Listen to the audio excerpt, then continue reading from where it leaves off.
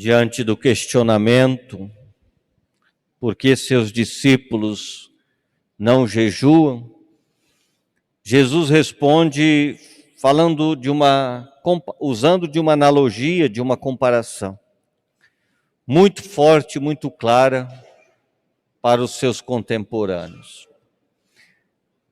A alusão do matrimônio como expressão e como indicativo da ação de Deus na história do povo de Israel também é muito recorrente.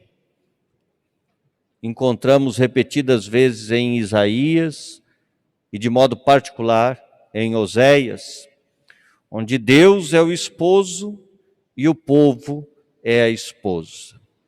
Jesus não simplesmente dá uma resposta de que é momento de festejar, de viver a alegria da presença dele, mas assume e manifesta a sua missão de ser o noivo de Israel. Ou seja, ele é o Messias esperado. E diante da novidade é preciso acolhê-la por inteiro, senão é igual querer colocar remendo novo em vestido velho, ou colocar vinho novo em odres velhos. Tem coisas que não dão certo. Jesus fala da necessidade de acolher verdadeiramente este anúncio que ele vem apresentar por completo. E não adianta a gente querer fazer alguns remendos na nossa vida, porque a gente vai perder, seja o vestido, seja o remendo. Vai perder, seja o vinho, seja o odre. Também dirijo uma palavra acerca da leitura que estamos acompanhando a carta de Paulo aos Hebreus. Iniciamos o capítulo 5, onde Paulo inicia o tema do sacerdócio. O sacerdote é tirado do meio do povo e instituído em favor dos homens. O sacerdote não é um anjo, tampouco um alienígena, tem a sua história, sua família, seu lar, sua comunidade. É retirado do meio do povo, e vimos no dia de ontem Samuel, que diante de Eli está sendo preparado ele, Samuel, para ser também um homem de Deus. Assim nós temos os seminários. Retira-se do meio do povo para preparar a fim de que retornem. E é instituído em favor dos homens nas coisas que se referem a Deus. É o nosso específico. Aquilo que se refere a Deus. Oferecer dons, sacrifícios, e o maior sacrifício é o sacrifício do próprio Cristo. É nele que somos sacerdotes, ele é o Cristo cabeça. O nosso sacerdócio está no sacerdócio de Cristo.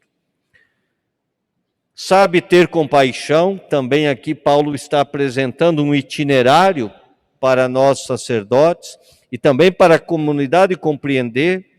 Sabe ter compaixão dos que estão na ignorância e no erro, a missão, o munus de ensinar, de anunciar a palavra, de pregar o evangelho.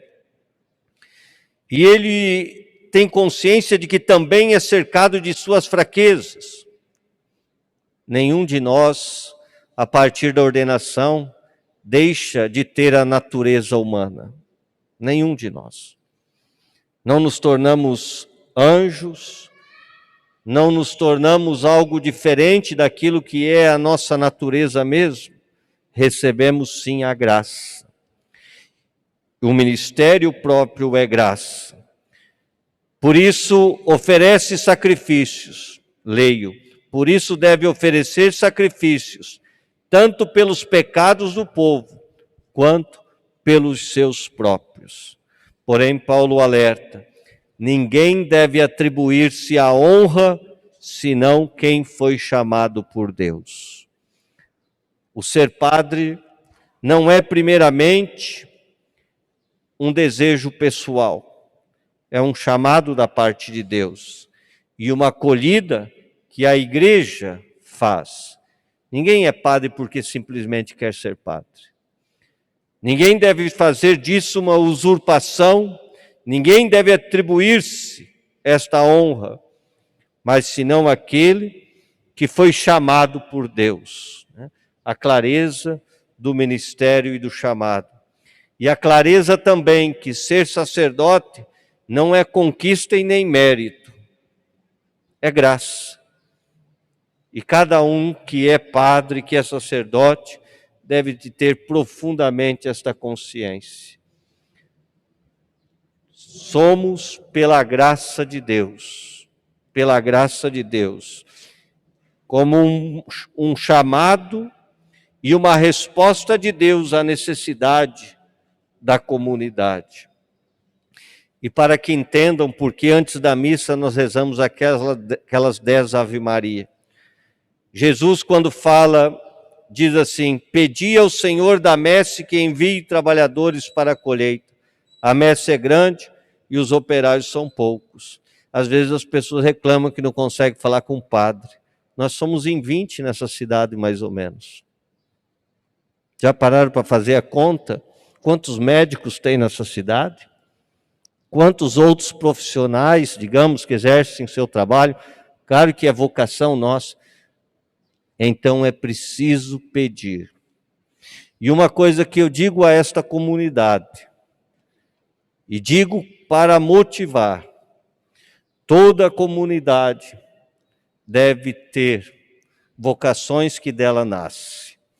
Esta comunidade paroquial, se dependesse de suas vocações, não teria padres, não teria celebrações. Recebe também de outras comunidades que oferecem os seus filhos para que venham aqui e trabalhem nesta comunidade. Por isso, nós rezamos antes da missa 10 Ave Marias. E o ministro diz como que um mantra: cada comunidade, uma nova vocação, uma nova vocação. Então nós rezamos para que também desta comunidade tenhamos vocações.